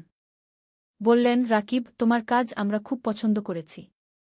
আমরা একটা নতুন প্রজেক্ট শুরু করছি। তুমি প্রজেক্ট ম্যানেজার হবে। বেতন হবে 35,000 টাকা গু। রাকিব বিশ্বাস করতে পারল না। 35,000 টাকা! এত টাকা কখনো কল্পনাও করেনি। স্যার, সত্যি? রাকিব জিজ্ঞেস করল। হ্যাঁ। তুমি যোগ্য। তুমি পারবে কি? ডিরেক্টর বললেন। রাকিব সাথে সাথে তানিয়াকে ফোন করল। তানিয়া খুশিতে চিৎকার করল। সেই সন্ধ্যায় রাকিব মাকে ফোন করল। সব বলল। মা কাঁদতে লাগল। খুশির কান্না। ভাই, আল্লাহ তোমার ভালো করেছে। তুমি অনেক কষ্ট করেছ কি? মা বলল। মা, এখন আমরা ভালো থাকব। মিথিলার পড়াশোনা ভালো হবে। তুমি সুস্থ থাকবে গু। বিয়ের দিন এল। সিম্পল কিন্তু সুন্দর বিয়ে। গ্রাম থেকে মা আর মিথিলা এসেছে। রাকিবের বন্ধুরা এসেছে। এনজিও অফিসের সবাই এসেছে। তানিয়া দেখতে খুব সুন্দর লাগছিল লাল শাড়িতে। রাকিব পাঞ্জাবি পরেছে। বিয়ে হল। সবাই দোয়া করল। আশীর্বাদ করল। রাকিব আর তানিয়া নতুন জীবন শুরু করল। নবম অধ্যায়, স্বপ্ন পূরণের পথে। বিয়ের পর রাকিব আর তানিয়া জেলা শহরে একটা বড় ফ্ল্যাট ভাড়া নিল। 2 বেডরুমের। তারা ঠিক করল মা আর মিথিলাকে নিয়ে আসবে। মা প্রথমে রাজি হল না। বলল, তোমরা নতুন বিয়ে করেছ, আমরা গেলে তোমাদের সমস্যা হবে গি। তানিয়া নিজে গ্রামে গেল। মাকে বলল, মা আপনি আমার মা, আপনি না থাকলে আমার সংসার অসম্পূর্ণ। মা তানিয়াকে জড়িয়ে ধরল। মা তুমি খুব ভালো। মা আর মিথিলা জেলা শহরে চলে এল। এখন তারা সবাই একসাথে থাকে। মিথিলা ঢাকায় কোচিং করছে। সে খুব মন দিয়ে পড়ছে। তার লক্ষ্য মেডিকেল কলেজে চান্স পাওয়া। রাকিব নতুন প্রজেক্টে কাজ শুরু করেছে। প্রজেক্টটা খুব বড়। 15টা গ্রামে কাজ করতে হবে। স্কুল, স্বাস্থ্যকেন্দ্র, নারী উন্নয়ন, সব ধরনের কাজ। রাকিব খুব ব্যস্ত হয়ে গেল। সকাল থেকে রাত পর্যন্ত কাজ। কিন্তু সে খুশি, কারণ সে মানুষের উপকার করছে। তানিয়াও কাজ করছে। সেও একটা প্রজেক্টে আছে। তাদের দুজনের মিলে এখন বেতন 55,000 টাকা। এত টাকা রাকিব কখনো কল্পনা করেনি। এখন তারা স্বাচ্ছন্দ্যে আছে। মায়ের ভালো চিকিৎসা হচ্ছে। মিথিলার পড়াশোনা ভালো হচ্ছে। রাকিব কিছু টাকা সেভিংসও করছে। একদিন রাকিব তানিয়াকে বলল, তুমি জানো আমার স্বপ্ন ছিল একটা স্কুল করা গিয়ে। হ্যাঁ, মনে আছে। তুমি এখনও সেই স্বপ্ন দেখো? তানিয়া জিজ্ঞেস করল। হ্যাঁ, আমি ভাবছি আমরা যদি কিছু টাকা সেভ করি তাহলে হয়তো একদিন একটা ছোট্ট স্কুল খুলতে পারব। তানিয়া হাসল। চলো আমরা একসাথে এই স্বপ্ন পূরণ করব। দুজনে মিলে প্ল্যান করতে লাগল। কিভাবে টাকা জমাবে, কোথায় স্কুল খুলবে, কিভাবে চালাবে। 1 বছর পর মিথিলা মেডিকেল ভর্তি পরীক্ষা দিল। রেজাল্ট আসল। সে চান্স পেয়েছে সরকারি মেডিকেল কলেজে। পুরো পরিবার খুশিতে আত্মহারা। মা কাঁদল। রাকিব মিথিলাকে জড়িয়ে ধরল। তানিয়া মিষ্টি বিতরণ করল। ভাইয়া, এটা তোমার জন্য। তুমি আমার জন্য সব ত্যাগ করেছ। মিথিলা কাঁদতে কাঁদতে বলল। না রে, এটা তোর নিজের যোগ্যতা। তুই মন দিয়ে পড়েছিস। রাকিব বলল। সেই রাতে রাকিব ছাদে দাঁড়িয়ে আকাশের দিকে তাকাল। তার মনে পড়ল বাবার কথা। বাবা বেঁচে থাকলে কত খুশি হতেন। তানিয়া এসে পাশে দাঁড়াল। কি ভাবছ? বাবার কথা ভাবছি। সেই গরিব দিনগুলোর কথা ভাবছি। আজ আমরা এত দূর এসেছি। হ্যাঁ, আর এটা শুধু শুরু। আমাদের আরও অনেক পথ যেতে হবে। তানিয়া বলল। 10ম অধ্যায়, চূড়ান্ত স্বপ্ন। 3 বছর পার হয়ে গেল। রাকিব এখন এনজিওর সিনিয়র প্রজেক্ট ম্যানেজার। বেতন 50,000 টাকা। Tania project coordinator. বেতন 40,000 টাকা। মিথিলা এখন মেডিকেল কলেজের 3য় বর্ষে। সে খুব ভালো পড়ছে। তার লক্ষ্য একজন ভালো ডাক্তার হওয়া এবং গ্রামের মানুষের সেবা করা। মা এখন সুস্থ। তার মুখে হাসি ফিরে এসেছে। রাকিব আর তানিয়া এই 3 বছরে প্রায় 10 লক্ষ টাকা সেভ করেছে। এখন তারা ঠিক করেছে স্বপ্নের স্কুল খুলবে। রাকিব গ্রামে গিয়ে একটা জমি কিনল। 2 বিঘা জমি। সেখানে স্কুল করবে। তারা ব্যাংক থেকে লোন নিল। আরও 5 লক্ষ টাকা। মোট 15 লক্ষ টাকা দিয়ে স্কুল তৈরি করা শুরু হল। মানিক স্যার অনেক সাহায্য করলেন। তিনি স্কুলের ডিজাইন করে দিলেন, শিক্ষক খুঁজে দিলেন। 6 মাস পর স্কুল তৈরি হল। নাম দেওয়া হল আলোর পাঠশালা। স্লোগান, শিক্ষাই আলো, শিক্ষাই মুক্তি। স্কুলে গরিব পরিবারের বাচ্চারা বিনামূল্যে পড়বে। ধনী পরিবারের বাচ্চারা কম ফিতে পড়বে। এই ফি দিয়ে স্কুল চলবে। স্কুল খোলার দিন গ্রামের সব মানুষ এল। জেলা প্রশাসক এলেন উদ্বোধন করতে। মানিক স্যার, এনজিওর ডিরেক্টর, সবাই এলেন। রাকিব মাইকে দাঁড়িয়ে বলল, আমি একসময় খুব গরিব ছিলাম। লেখাপড়া করতে পারিনি ঠিকমতো। কিন্তু আমি হাল ছাড়িনি। আজ আমি এই স্কুল করলাম যাতে গ্রামের কোনো বাচ্চাকে টাকার অভাবে লেখাপড়া ছাড়তে না হয়। সবাই হাততালি দিল। তানিয়া বলল, এই স্কুল শুধু আমার স্বামীর স্বপ্ন নয়, আমার স্বপ্ন। আমরা চাই এই গ্রামের প্রতিটা বাচ্চা শিক্ষিত হোক। আবার হাততালি। স্কুল চালু হল। প্রথম দিন 50 জন বাচ্চা ভর্তি হল। দ্বিতীয় মাসে 100। তৃতীয় মাসে 200। রাকিব আর তানিয়া সপ্তাহে 3 দিন স্কুলে যায়। বাচ্চাদের পড়ায়, শিক্ষকদের ট্রেনিং দেয়া, স্কুল দেখাশোনা করে। মিথিলা ছুটির দিনে স্কুলে এসে বাচ্চাদের স্বাস্থ্য চেক আপ করে বিনামূল্যে। মা রান্না করে বাচ্চাদের খাওয়ায়। অনেক বাচ্চা গরিব পরিবার থেকে আসে, তারা দুপুরে খায় না, মা তাদের খাওয়ায়। 2 বছর পর স্কুলে 5 বাচ্চা পড়ছে, 10 জন শিক্ষক আছে, স্কুল ভালোভাবে চলছে। জেলার মধ্যে কি আলোর পাঠশালা কি একটা আদর্শ স্কুল হিসেবে পরিচিতি পেয়েছে। একাদশ অধ্যায়, জীবনের পূর্ণতা।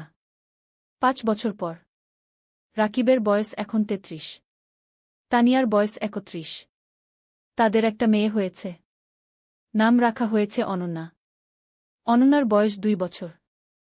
মিথিলা এখন ডাক্তার, সে একটা সরকারি হাসপাতালে কাজ করছে। সে গ্রামের মানুষের বিনামূল্যে সেবা দেয়া। মা সুস্থ এবং খুশি, তার নাতনি অনন্যাকে নিয়ে সময় কাটায়। আলোর পাঠশালা কি এখন জেলার সেরা স্কুলগুলোর একটা। এখানে 1000 বাচ্চা পড়ছে, 20 জন শিক্ষক আছে। স্কুলের রেজাল্ট খুব ভালো। রাকিব আর তানিয়া এখন আর এনজিওতে কাজ করে না, তারা পুরোপুরি স্কুলেই সময় দেয়া।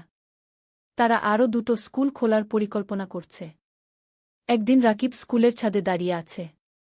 তানিয়া এসে পাশে দাঁড়াল, হাতে চায়ের কাপ। কি ভাবছ? তানিয়া জিজ্ঞেস করল। ভাবছি আমাদের যাত্রার কথা। 8 বছর আগে আমি একজন গরিব স্কুল শিক্ষক ছিলাম, আজ আমার নিজের স্কুল আছে, 1000 বাচ্চা পড়ছে গু। হ্যাঁ, আমরা অনেক দূর এসেছি, কিন্তু আরও অনেক পথ বাকি, তানিয়া বলল। জানো, কখনো কখনো মনে হয় স্বপ্ন দেখা ভালো। স্বপ্ন মানুষকে বাঁচিয়ে রাখে। আমি স্বপ্ন দেখেছিলাম বলে আজ এখানে এসেছি। তানিয়া রাকিবের হাত ধরল। আর আমি তোমাকে বিশ্বাস করেছিলাম বলে তোমার স্বপ্ন আমার স্বপ্ন হয়ে গেল। দুজন চুপচাপ দাঁড়িয়ে রইল।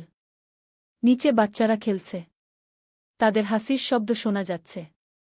রাকিব বলল, জানো তানিয়া, আমার এখন মনে হয় জীবনের সবচেয়ে বড় সফলতা হল মানুষের মুখে হাসি ফোটানো। টাকা, প্রতিষ্ঠা সব তুচ্ছ যখন দেখি একটা গরিব বাচ্চা আমাদের স্কুলে পড়ে ভালো রেজাল্ট করছে। তানিয়া মাথা নাড়ল। একদম ঠিক। তুমি জানো, গত সপ্তাহে সেই রহিম নামের ছেলেটা এসেছিল, যে 3 বছর আগে আমাদের স্কুলে ভর্তি হয়েছিল? হ্যাঁ, মনে আছে। তার বাবা রিকশা চালায়। সে ক্লাসে ফার্স্ট হয়েছে। তার বাবা এসে আমার পা ছুঁয়ে কাঁদছিল, বলছিল আপনারা না থাকলে আমার ছেলে লেখাপড়া শিখতে পারত না। রাকিবের চোখ ভিজে গেল। এই মুহূর্তগুলোর জন্যই আমরা কাজ করি। হঠাৎ অনন্যা দৌড়ে এল। বাবা, বাবা, দেখো আমি কি এঁকেছি। রাকিব মেয়েকে কোলে তুলে নিল। অনন্যা একটা ছবি দেখাল। একটা স্কুল, সামনে অনেক বাচ্চা। এটা কি? রাকিব জিজ্ঞেস করল। এটা আমাদের স্কুল। দাদু বলেছে তুমি এই স্কুল বানিয়েছ। অনন্যা বলল। রাকিব মেয়ের কপালে চুমু খেল। হ্যাঁ রে, একদিন তুইও বড় হয়ে ভালো কিছু করবি। আমি ডাক্তার হব, মাসির মতো। তারপর গরিব মানুষদের দেখব। অনন্যা বলল। তানিয়া হাসল। দেখছ, আমাদের পরবর্তী প্রজন্ম স্বপ্ন দেখছে। দ্বাদশ অধ্যায়, নতুন চ্যালেঞ্জ। কিন্তু জীবন কখনো সোজা পথে চলে না। একদিন রাকিব খবর পেল স্কুলের জমি নিয়ে সমস্যা হয়েছে। একজন স্থানীয় রাজনীতিবিদ দাবি করছে জমিটা তার। রাকিব চিন্তায় পড়ে গেল। সে আইনজীবীর সাথে দেখা করল। আইনজীবী বলল, কাগজপত্র দেখাও। রাকিব সব কাগজ দেখাল। আইনজীবী দেখে বলল, তোমার কাগজ ঠিক আছে, কিন্তু ওই লোক ক্ষমতাবান, সে ঝামেলা করবে। তাহলে কি করব? রাকিব জিজ্ঞেস করল। কোর্টে কেস করতে হবে, সময় লাগবে, টাকাও লাগবে। রাকিব বাড়ি ফিরে তানিয়াকে সব বলল। তানিয়া শুনল। তারপর বলল, আমরা লড়ব, আমরা সত্যের পক্ষে আছি। কেস শুরু হল। প্রতি সপ্তাহে কোর্টে যেতে হচ্ছে, আইনজীবীর ফি দিতে হচ্ছে, টাকা খরচ হচ্ছে অনেক। কিন্তু রাকিব হাল ছাড়ল না। সে জানে সে ন্যায়ের পক্ষে। এই সময় গ্রামের মানুষ রাকিবের পাশে দাঁড়াল। তারা একটা কমিটি করল। সবাই মিলে টাকা তুলো রাকিবকে সাহায্য করার জন্য। একদিন গ্রামের চেয়ারম্যান রাকিবের কাছে এসে বলল, রাকিব, তুমি আমাদের গ্রামের গর্ব। তুমি আমাদের বাচ্চাদের শিক্ষিত করছ। আমরা তোমাকে একা ছাড়ব না। রাকিব কান্নায় ভেঙে পড়ল। আপনারা আমার পরিবার। মানিক স্যারও সাহায্য করলেন। তিনি জেলা প্রশাসকের সাথে কথা বলল। প্রশাসক বিষয়টা দেখলেন। 6 মাস পর কোর্ট রায় দিল রাকিবের পক্ষে। জমি রাকিবেরই। সেই দিন স্কুলে উৎসব হল। সবাই খুশি। বাচ্চারা নাচল গাইল। রাকিব মাইকে বলল, আজ আমরা জিতেছি। কিন্তু এটা শুধু আমার জয় নয়, এটা আমাদের সবার জয়। সত্যের জয়। ত্রয়োদশ অধ্যায় সম্প্রসারণ। কেস জেতার পর রাকিবের আত্মবিশ্বাস বেড়ে গেল। সে ঠিক করল আরও একটা স্কুল খুলবে, পাশের জেলায়। তানিয়া রাজি হল। তারা আবার সেভিংস শুরু করল। এই সময় একটা বড় সুখবর এল। একটা আন্তর্জাতিক এনজিও তাদের স্কুলের কথা শুনেছে। তারা সাহায্য করতে চায়। এনজিওর একজন প্রতিনিধি এল আলোর পাঠশালাগু দেখতে। সে সব দেখল। শিক্ষকদের সাথে কথা বলল, বাচ্চাদের সাথে কথা বলল। তারপর সে রাকিবকে বলল, আমরা আপনার কাজে মুগ্ধ।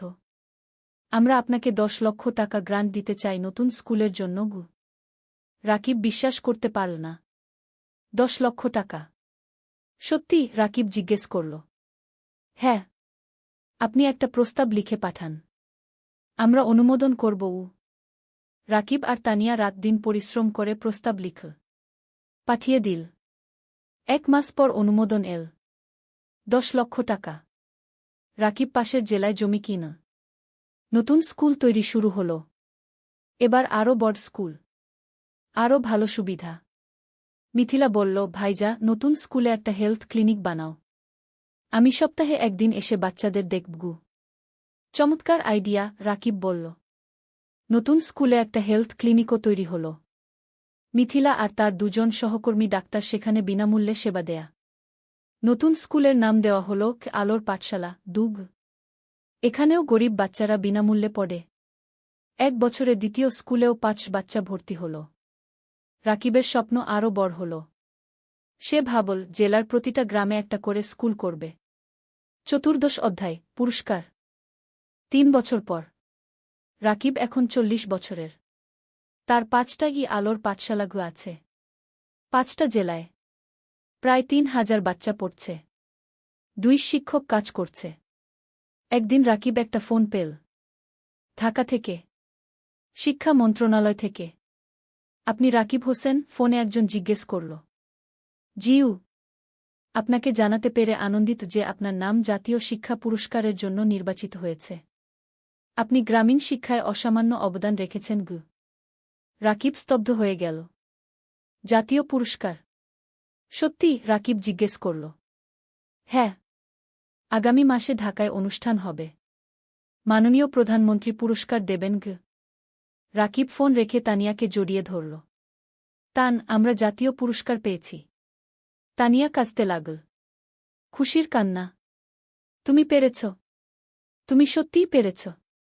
মা খবর শুনে কাঁদল। ভাই, তোর বাবা বেঁচে থাকলে কত খুশি হতো। মিথিলা বলল, ভাইজা, তুমি আমার হিরো গো। অনন্যা, এখন 7 বছর, বলল, বাবা, তুমি সবচেয়ে ভালো বাবা। পুরস্কারের দিন। ঢাকা, বঙ্গভবন। রাকিব স্যুট পরেছে। তানিয়া শাড়ি পরেছে। মা, মিথিলা, অনন্যা সবাই গেছে। মানিক স্যারও গেছে। তিনি রাকিবকে বললেন, আমি গর্বিত তোমার শিক্ষক ছিলাম। অনুষ্ঠানে অনেক মানুষ। রাকিবের নাম ডাকা হল। সে মঞ্চে উঠল। প্রধানমন্ত্রী তাকে পুরস্কার দিলেন। একটা ক্রেস্ট, একটা সার্টিফিকেট আর 5 লক্ষ টাকা। রাকিব মাইকে দাঁড়িয়ে বলল, আমি একজন সাধারণ গ্রামের ছেলে। আমার বাবা রিকশা চালাতেন। আমি গরিব পরিবার থেকে এসেছি। কিন্তু আমি স্বপ্ন দেখতে ছাড়িনি। আজ আমি এখানে দাঁড়িয়ে বলতে পারি, যে কেউ পারে যদি সে চেষ্টা করে। পুরো হল হাততালিতে মুখরিত হল। এই পুরস্কার শুধু আমার নয়। এটা আমার স্ত্রী তানিয়ার, আমার মায়ের, আমার বোন মিথিলার, আমার গুরু মানিক স্যারের, আর আমার সেই সব বাচ্চাদের যারা আলোর পাঠশালায় পড়ছে। আবার হাততালি। অনুষ্ঠান শেষ হল। সবাই বাড়ি ফিরল। সেই রাতে রাকিব ব্যালকনিতে দাঁড়িয়ে আকাশের দিকে তাকাল। তার মনে পড়ল সেই দিনের কথা যখন সে পদ্মা নদীর ধারে বসে ভাবছিল জীবন দিয়ে কি করবে। আজ সেই জীবন কত বদলে গেছে। তানিয়া এসে পাশে দাঁড়াল। কি ভাবছ? ভাবছি আমরা কত দূর এসেছি। আর ভাবছি আমাদের এখনো কত কাজ বাকি। হ্যাঁ, আমাদের স্বপ্ন এখনো শেষ হয়নি, তানিয়া বলল। ৫০ অধ্যায়, উত্তরাধিকার। আরও ৫ বছর কেটে গেল। রাকিবের বয়স এখন ৪৫। তার ১০টা আলোর পাঠশালাগু আছে। ১০টা জেলায় ৬,০০০ বাচ্চা পড়ছে। ৪ শিক্ষক কাজ করছে। মিথিলা এখন একজন সফল ডাক্তার। সে নিজের একটা হাসপাতাল খুলেছে। গরিব মানুষদের বিনামূল্যে চিকিৎসা দেয়া। অনন্যা এখন ১২ বছর। সে আলোর পাঠশালাতেই পড়ছে। সে খুব মেধাবী। তার স্বপ্ন শিক্ষক হওয়া। বাবার মতো। মা এখন অনেক বয়স্ক, কিন্তু সুস্থ। সে নাতিনাতনীদের নিয়ে সময় কাটায়। হ্যাঁ, রাকিবের এখন ২ সন্তান। অনন্যার পরে একটা ছেলে হয়েছে। নাম অনির্বাণ। বয়স ৫ বছর। রাকিব এখন একটা বড় শিক্ষা প্রতিষ্ঠানের প্রতিষ্ঠাতা। তার কাজের স্বীকৃতি সারা দেশে। বিদেশ থেকেও মানুষ আসে তার স্কুল দেখতে। কিন্তু রাকিব এখনও সেই সাধারণ মানুষই আছে। সে নিজে স্কুলে যায়, বাচ্চাদের পড়ায়, তাদের সাথে খেলে। একদিন একজন সাংবাদিক রাকিবকে ইন্টারভিউ করতে এল। সে জিজ্ঞেস করল, আপনার সাফল্যের রহস্য কি? রাকিব হেসে বলল, রহস্য বলে কিছু নেই। শুধু ৩টা জিনিস, স্বপ্ন, পরিশ্রম আর সততা। আপনার ভবিষ্যৎ পরিকল্পনা? আরও ২০টা স্কুল খুলব, প্রতিটা জেলায়, যাতে কোনো বাচ্চা শিক্ষা থেকে বঞ্চিত না হয়। আপনি কি রাজনীতিতে আসবেন? অনেকে বলছে আপনি দেশের জন্য অনেক করতে পারবেন। রাকিব মাথা নাড়ল। না, আমি শিক্ষক থাকতে চাই। রাজনীতি আমার জায়গা নয়। সাংবাদিক আরও অনেক প্রশ্ন করল। রাকিব উত্তর দিল। সেই রাতে টিভিতে ইন্টারভিউ দেখানো হল। পুরো দেশ দেখল। অনেক মানুষ অনুপ্রাণিত হল রাকিবের গল্পে। পরের দিন রাকিবের ফোন বাজতে লাগল। অনেক মানুষ সাহায্য করতে চায়, ডোনেশন দিতে চায়, স্বেচ্ছাসেবক হতে চায়। রাকিব তানিয়াকে বলল, দেখছ, মানুষ ভালো কাজে এগিয়ে আসতে চায়, শুধু সুযোগ দরকার। তানিয়া বলল, হ্যাঁ, আর তুমি সেই সুযোগ তৈরি করেছ। শেষ অধ্যায়, জীবনের অর্থ। আরও ১০ বছর পরের ঘটনা। রাকিবের বয়স এখন ৫৫। চুলে পাক ধরেছে, কিন্তু চোখে এখনও সেই আগুন। তার এখন ২৫টা আলোর পাঠশালাগু আছে। ১৫,০০০ বাচ্চা পড়ছে। ১,০০০-এর বেশি শিক্ষক কাজ করছে। মা আর বেঁচে নেই। ৩ বছর আগে মারা গেছেন। শান্তিতে। তার শেষ ইচ্ছা ছিল রাকিব যেন তার কাজ চালিয়ে যায়। রাকিব সেই ওয়াদা রেখেছে। মিথিলা এখন একজন প্রতিষ্ঠিত ডাক্তার। তার হাসপাতাল জেলার সেরা হাসপাতাল।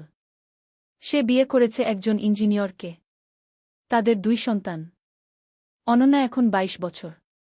সে শিক্ষক হয়েছে। আলোর পাঠশালাতেই পড়ায়। সে বাবার উত্তরসূরি। অনির্বাণ এখন ১৫ বছর। সে মেডিকেলে পড়তে চায়। মাসির মতো ডাক্তার হতে চায়। রাকিব এখন অনেক কম সময় অফিসে থাকে। বেশিরভাগ সময় বাচ্চাদের সাথে থাকে। গল্প বলে, গান শেখায়, জীবনের পাঠ দেয়। একদিন একটা বাচ্চা রাকিবকে জিজ্ঞেস করল, স্যার, আপনি এত কিছু করলেন কেন? আপনি তো ব্যবসা করে ধনী হতে পারতেন। রাকিব হাসল। বাবা, টাকা দিয়ে সব কিছু কেনা যায় না। আমি যখন দেখি তুমি ভালো রেজাল্ট করেছ, তখন যে আনন্দ পাই সেটা কোনো টাকায় কেনা যায় না। তাহলে জীবনের অর্থ কি স্যার? বাচ্চাটা জিজ্ঞেস করল। রাকিব একটু ভাবল। তারপর বলল, জীবনের অর্থ হল অন্যের জীবনে আলো জ্বালানো। যদি তুমি একজন মানুষকেও সাহায্য করতে পারো, তাহলে তোমার জীবন সার্থক। বাচ্চাটা মাথা নাড়ল। আমিও আপনার মতো হতে চাই স্যার। রাকিব বাচ্চাটার মাথায় হাত বুলিয়ে দিল। তুমি আমার চেয়ে আরও ভালো হবে। সেই সন্ধ্যায় রাকিব আর তানিয়া তাদের বাড়ির ছাদে বসে আছে। সূর্য অস্ত যাচ্ছে। আকাশ লাল কুমলা রঙে রাঙানো। তানিয়া বলল, তুমি জানো, যখন প্রথম তোমাকে দেখেছিলাম তখন জানতাম না তুমি এত দূর যাবে। রাকিব হাসল। আমিও জানতাম না। কিন্তু তোমাকে পেয়েছিলাম বলে সম্ভব হয়েছে কি? না, তুমি পেরেছ তোমার ইচ্ছাশক্তি আর কঠোর পরিশ্রমের কারণে। আমি শুধু সাথে ছিলাম গু। তুমি শুধু সাথে ছিলে না, তুমি আমার শক্তি ছিলে, আমার অনুপ্রেরণা ছিলে গু। দুজন চুপচাপ বসে রইল। নিচে কি আলোর পাঠশালা গু দেখা যাচ্ছে। বাচ্চারা খেলছে। রাকিব বলল, জানো তানিয়া, আমি এখন শান্তিতে আছি। আমার মনে হয় আমি আমার জীবন দিয়ে কিছু অর্থবহ করতে পেরেছি গু। তুমি পেরেছ। তুমি হাজারো জীবন বদলে দিয়েছ গি, তানিয়া বলল। হঠাৎ অনন্যা এল। বাবা, মা, খাবার তৈরি। রাকিব উঠে দাঁড়াল। চলো। তিনজন একসাথে নিচে নামল। পরিবার একসাথে বসে খাবার খেল, হাসল, গল্প করল। রাতে শোয়ার আগে রাকিব জানালার পাশে দাঁড়িয়ে বাইরে তাকাল। দূরে তারা জ্বলছে। রাকিব মনে মনে ভাবল, জীবন একটা যাত্রা, কখনো কঠিন, কখনো সহজ। কিন্তু যদি তুমি স্বপ্ন দেখো, যদি তুমি পরিশ্রম করো, যদি তুমি সৎ থাকো, তাহলে তুমি অবশ্যই সফল হবে। আর সবচেয়ে বড় সফলতা হলো যখন তুমি অন্যের জীবনে আলো জ্বালাতে পারো। রাকিব হাসল। তারপর বিছানায় শুয়ে পড়ল। গভীর ঘুমে তলিয়ে গেল। শান্তির ঘুম, পরিতৃপ্তির ঘুম। কারণ সে জানে তার জীবন সার্থক হয়েছে, তার স্বপ্ন পূরণ হয়েছে। আর এটাই জীবনের সবচেয়ে বড় পাওয়া।